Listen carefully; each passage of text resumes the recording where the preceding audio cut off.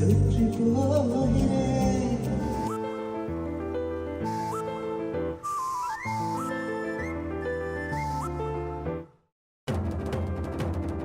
வணக்கம் நண்பர்களே, கடந்த 7ஆம் தேதி மலேசியாவில் ஜிவி பிரகாஷோட கான்செப்ட் நடந்துச்சு. அதில் வந்து பார்த்துட்டிங்கன்னா அவங்களோட மனைவி வந்து கலந்துக்கிட்டாங்க.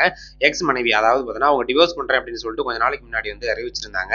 சைந்தேவியும் ஜிவி பிரகாஷும் நாங்கள் டிவோர்ஸ் பண்ண போகிறோம் அப்படின்னு சொல்லிட்டு அறிவிச்சிருந்தாங்க. அதுக்கப்புறம் வந்து பார்த்தீங்கன்னா அவங்க 2 பேரும் ஒரே மேடையில் இங்கே தான் வந்து இணைஞ்சிருக்காங்க.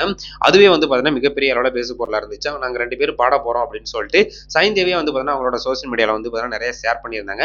தவறாமல் கலந்துக்குங்க அப்படிங்கிறப்பெல்லாம் சொல்லியிருந்தாங்க. கூடவே வந்து பார்த்தீங்கன்னா அவங்க பொண்ணையும் கூட்டிட்டு போயிருக்காங்க. ஸோ அங்க வந்து இங்க பாடின பாடல்கள் எல்லாமே வந்து பார்த்தீங்கன்னா அங்க உள்ள மக்களால் வந்து பெருமளவு ரசிக்கப்பட்டிருக்கு. அது வந்து இப்போ சோசியல் மீடியாவில் நிறைய கிளிப்பிங்காக வந்திருக்கு. அதெல்லாம் பார்க்கும்போது செம்மையா இருக்குது. அங்க உள்ளவங்க கூட செம்மையா வைஃப் பண்ணியிருக்காங்க. அதெல்லாம் அப்படியே அவங்க பாட அவங்களும் சேர்ந்து பாடிக்கிட்டு ரொம்ப என்ஜாய் பண்ண அந்த வீடியோ கிளிப்பிங்லாம் வந்து பார்த்தீங்கன்னா இப்போ ஜிவி பிரகாஷ் அவர்கள் அவங்களோட சோசியல் மீடியாவில் ஷேர் பண்ணியிருக்காரு. ஸோ இவங்க வந்து பிரிஞ்சுட்டேன் அப்படின்னு சொல்லிட்டு அறிவிச்சதுக்கு அப்புறம் எந்த ஒரு ஈகவும் இல்லாம மறுபடியும் வந்து பார்த்துட்டீங்கன்னா ஒரே மேடையில் அவங்க 2 பேருமே பாடினது வந்து பார்த்தீங்கன்னா மிகப்பெரிய அளவில் பார்க்கறதுக்கு அற்புதமா இருந்துச்சு. இவங்க ஏன் பிரிஞ்சாங்க, மறுபடியும் சேர்ந்துடலாமே அப்படின்னு சொல்லிட்டு நிறைய ரசிகர்கள் வந்து பார்த்தீங்கன்னா இப்போ சொல்லிட்டு இருக்காங்க. அது மட்டும் இல்லாமல் அங்கே வந்து பார்த்துட்டீங்கன்னா குறிப்பாக ஒரு பாட்டு பாடினாங்க. அந்த நம்ம மயக்கண்ணா படத்துல இருந்து பிறை தேடும் இறைவனே அந்த சாங்ல வந்து பார்த்துட்டீங்கன்னா அவங்க பாட பாட அங்கே உள்ள ரசிகர்கள்லாம் வந்து பார்த்தீங்கன்னா அந்த அளவுக்கு கொண்டாடி இருக்காங்க. அந்த அளவுக்கு வந்து பார்த்தீங்கன்னா ரொம்ப உருகி இருக்காங்க. அப்படியே ரொம்ப ஃபீல் பண்ணியிருக்காங்க. ஸோ இவங்க வந்து அவ்வளோ அற்புதமாக அவ்வளோ அழகாக பாடியிருக்காங்க. பட் அந்த லைன்லாம் வந்து பார்க்கும்போது நீங்கள் வந்து ஏன் பிரிஞ்சிங்க, மறுபடியும் சேர்ந்துடலாமே அப்படிங்கிறப்ப தான் நிறைய ரசிகர்களோட ஒரு வேண்டுகோளாக இருக்குது.